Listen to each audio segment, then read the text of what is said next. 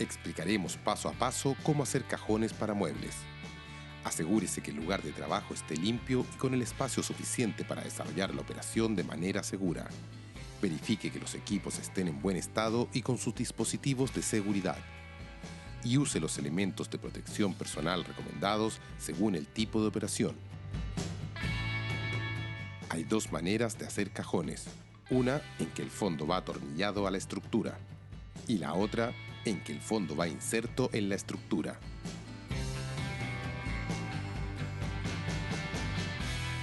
Un aspecto importante es el tamaño de los cajones. El ancho del cajón debe ser el ancho del mueble, menos el espesor de los dos laterales del mueble, menos el espacio para las correderas. En este caso, los cajones miden 29,4 centímetros.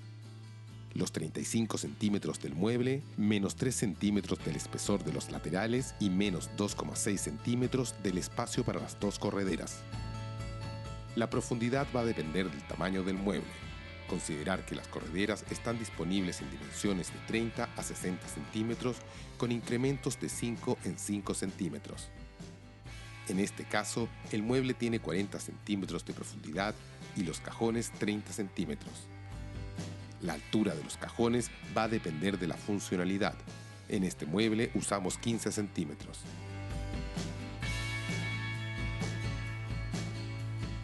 Esta es la forma más sencilla de armar un cajón, solo necesita las piezas dimensionadas. Presente las piezas para asegurar que estén en la posición correcta. Los frentes van entre los laterales. Una los laterales a los frentes usando tornillos de 40 milímetros. Recuerde que es necesario hacer una perforación guía. Luego fije el fondo primero al frente y pieza posterior usando tornillos de 20 milímetros. Y luego los laterales. Si va a usar correderas con polín, fije el fondo a los laterales cuando instale las correderas.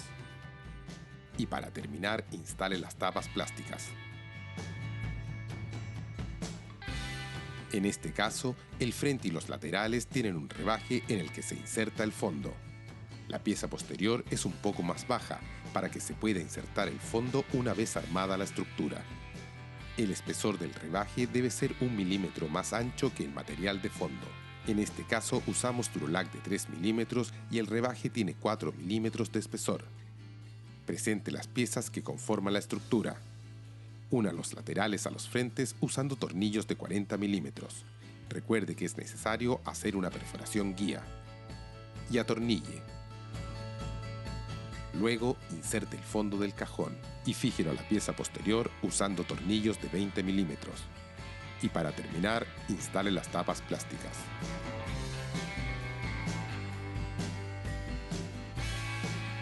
Hay dos maneras de armar cajones, con el fondo atornillado, que es más sencilla, o con el fondo inserto en la estructura.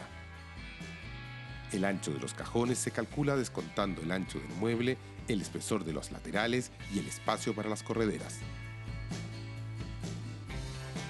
Y no olvide usar siempre los elementos de protección personal y trabajar en forma segura.